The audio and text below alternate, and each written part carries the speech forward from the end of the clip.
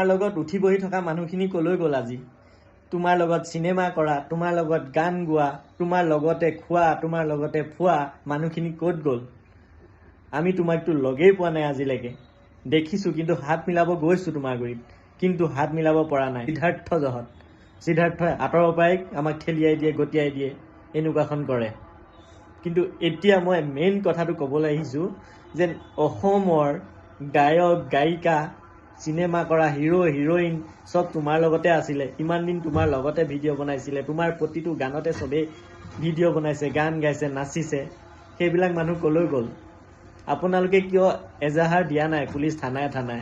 আপোনালোকে যদি জুবিনদাৰ কাৰণে একো নকৰে কোনে কৰিব? এজন দুজন ওলাই আহিলে নহ'ব। এজন দুজন আহিছে, মই চবকে নকওঁ, এজন দুজন আহিছে, কিন্তু তোমালোক চবেই একেলগতে ওলাই আহা। একেলগতে ওলাই আহিলে গম পাব ন মানুহজনৰ লগত চব আছে বুলি। এজন আহিছে এজন নাই অহা, তেনেকে হ'লে কোনে চাব বাৰু? গোটেইগাল লগতে ওলাই আহা, গোটেইগাল লগতে ওলাই আহা, গোটেইগালে লগতে গোটেই অসমত যিমান থানা আছে চব থানাতে এখন এখন এজাহাৰ দিব লাগে। এজাহাৰ যদি দিয়া, বেছিকে যদি কেছ লাগে, তেতিয়াহে সিহঁতৰ জীৱন ভৰসাটিকে জেল লাগিব। আৰু এনেকুৱা এখন এজাহাৰ দিবা যেন সোমালে ওলাই আহিব নোৱাৰে, এনেকুৱা এখন। চবেই মিলি যিমান সংগঠন আছে অসমত, আমি বাহিৰত আছোঁ, আমি বাহিৰৰ পৰাও ডেইলি জুবিনদাৰ খাতিকে কান্দি আছোঁ।